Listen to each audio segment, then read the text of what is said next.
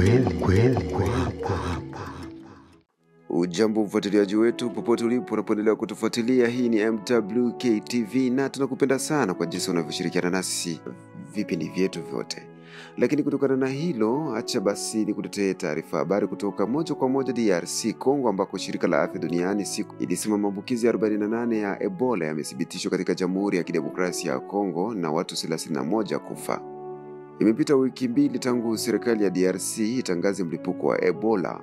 Hadi sasa maambukizi 48 yamethibitishwa na watu 31 wamekufa, ambako mkuu wa shirika la afya duniani Tedros Adhanom aliwaambia waandishi wa habari kupitia video kutoka makao makuu ya WHO huko Geneva. Mlipuko huo wa kwanza mchini humo katika kipindi cha miaka mitatu ulitangazwa mapema Septemba.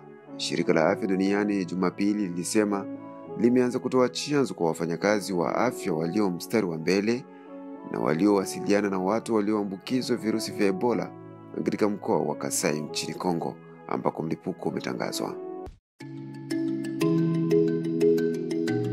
Kweli